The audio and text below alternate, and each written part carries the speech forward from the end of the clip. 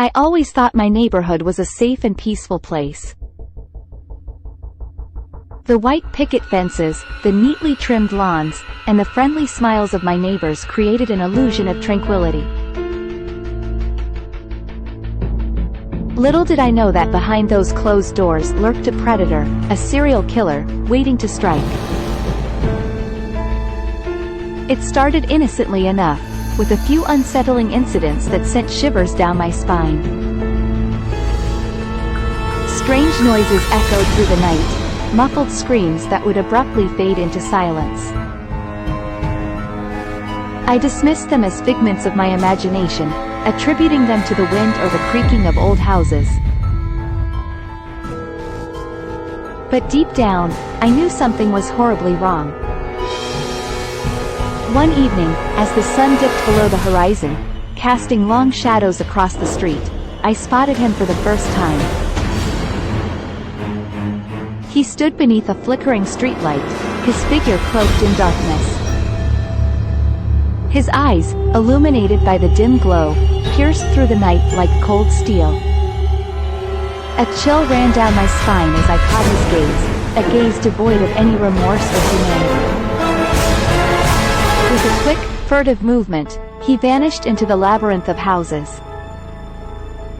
Fear and curiosity gripped me, compelling me to follow. I moved stealthily, my heart pounding in my chest, as if it knew the danger that lurked ahead. Every crackle of a twig beneath my feet sounded like a thunderous boom, alerting him to my presence. I entered a dilapidated house at the end of the street, drawn in by an unseen force. The air inside was heavy with the stench of decay, and the floorboards groaned beneath my weight. My footsteps echoed ominously through the abandoned halls as I ventured deeper into the darkness. Suddenly, a flickering light caught my attention, a room at the end of a narrow corridor. The soft glow danced on the walls, casting macabre shadows. I approached cautiously, my heart pounding in my ears. As I pushed open the door, a scene of horror unfolded before me. The room was adorned with photographs, snapshots of my neighbors, their smiling faces now frozen in terror. The walls were covered in crimson streaks, the unmistakable signs of violence. Panic welled up inside me, threatening to consume me whole.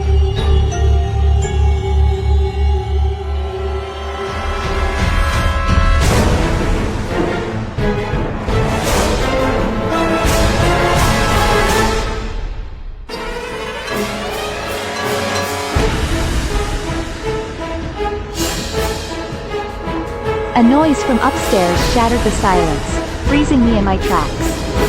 It was a low, guttural growl, followed by a sinister chuckle. I felt a bead of cold sweat trickle down my temple as I mustered the courage to ascend the creaking staircase.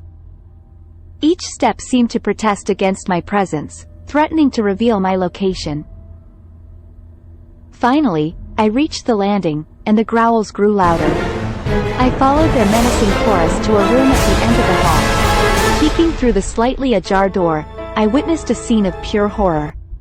The room was adorned with chains, hooks, and blood-stained tools. I turned to leave, desperate to escape this nightmare, but the door slammed shut, trapping me inside.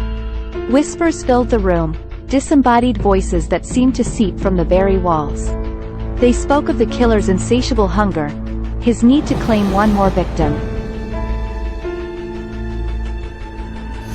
I frantically searched for an exit, my hands trembling as I fumbled with the doorknob. In that terrifying moment, I realized I had stumbled into the heart of darkness. This killer, this embodiment of evil, had found solace in our neighborhood, and I had discovered their secret. I had become the hunted, and my fight for survival had just begun. As adrenaline coursed through my veins, I knew that escaping their clutches would require every ounce of strength and cunning I possessed. My heart raced as I considered my options.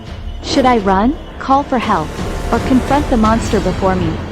Before I could decide, the killer turned their head, their eyes meeting mine. A malevolent smile crept across their face, sending shivers down my spine. It was as if they could taste my fear, relishing in the power they held over me.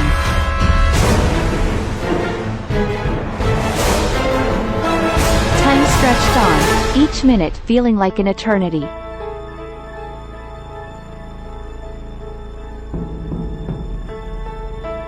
The room grew colder, the air thick with an oppressive darkness.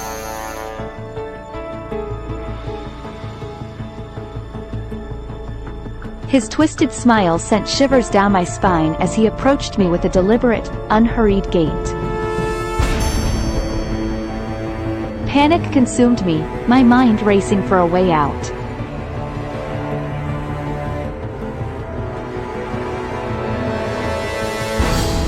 But there was none.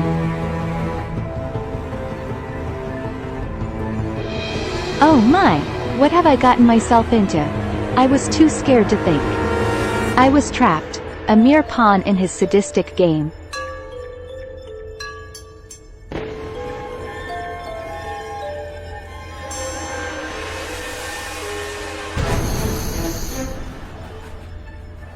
As he reached out to me, his hand stained with the blood of his victims, I closed my eyes, ready to embrace the inevitable.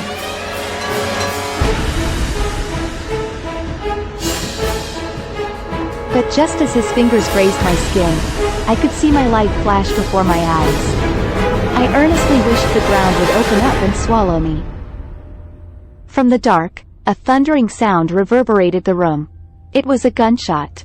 That was the last thing I remembered before I passed out. When I opened my eyes, I found myself back on the street, the sound of sirens growing louder in the distance. The neighborhood was buzzing with activity, as police cars and ambulances swarmed the area. The killer had been caught, his reign of terror finally put to an end. But the memories of that night still haunt me, a constant reminder that evil can lurk in the most unsuspecting places. The idyllic neighborhood I once called home will forever be tainted by the presence of a serial killer, a shadow that lingers in the deepest recesses of my mind.